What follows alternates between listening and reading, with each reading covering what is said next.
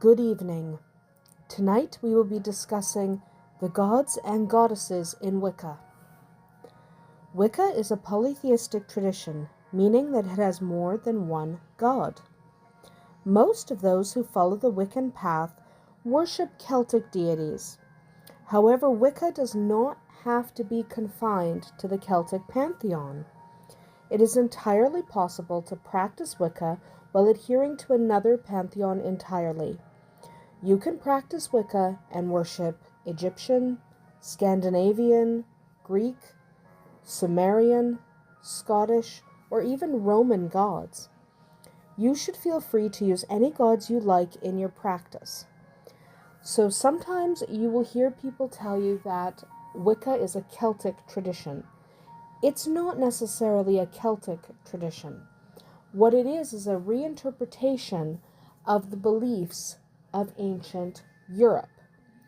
So because it's a reinterpretation anyway, a reinvention of what was, it's not an ancient religion that has an uncut line from modern practitioners all the way back to ancient times.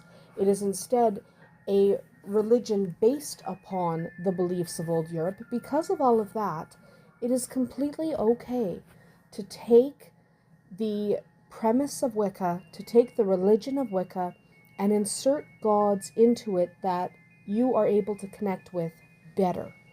So if you would rather work with the Greek pantheon because it's what you're familiar with and it's what you're comfortable with and it's what resonates with you, then you should absolutely do that.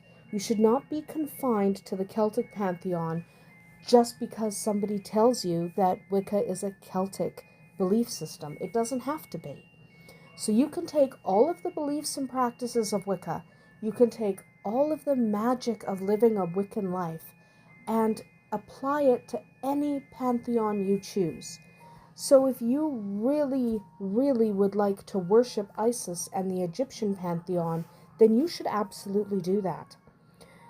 Now, remember that within a single pantheon, any pantheon, there are hundreds, sometimes even thousands of gods in that one pantheon.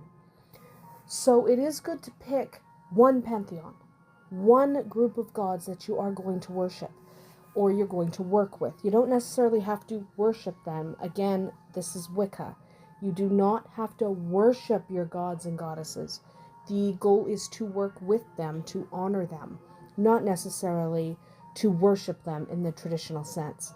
So, because there are so many gods and goddesses within a single pantheon, you should probably stick to one pantheon. You can mix them up a little bit, but the more you mix them up, the more gods and goddesses you're going to encounter and the more confused you might be.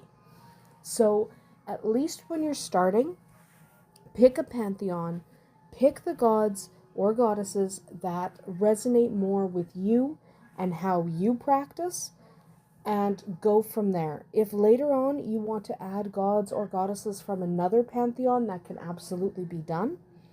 But you shouldn't do that at the beginning, mostly because you don't want to confuse yourself. Okay? So why is it important to work with gods and goddesses at all in Wicca?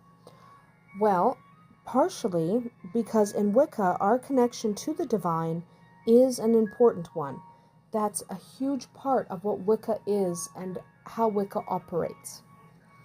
For us to be able to effectively work any form of higher magic, we must be able to connect to at least one aspect or one archetype of the divine.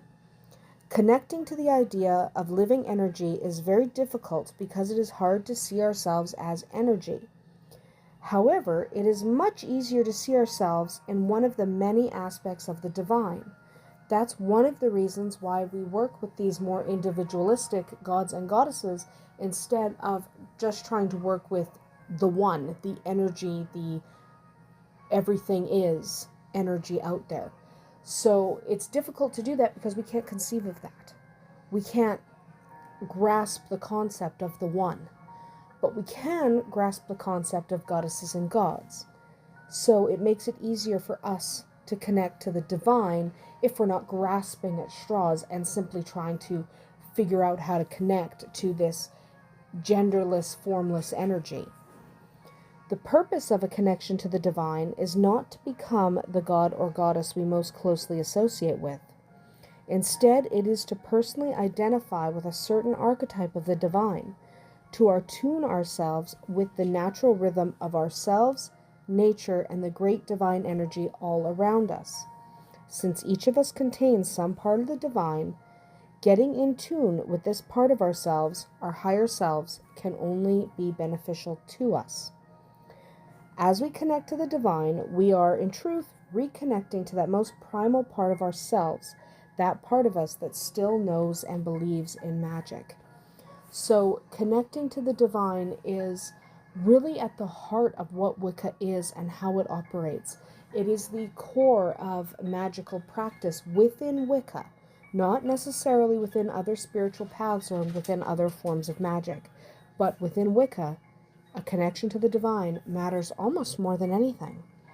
So take some time to study the different gods and goddesses, find out which pantheon you may connect to, and maybe see which gods or goddesses within that pantheon attract you. I am going to start talking about different gods and goddesses coming up. I'm going to start with the Celtic ones, but over time I am going to touch on other gods and goddesses as well. So stay tuned for that. But again, we're only coming back once a week. That is about it for us here today. Thank you for watching. Tune in next time. We are going to start discussing gods and goddesses, I promise. Blessed be.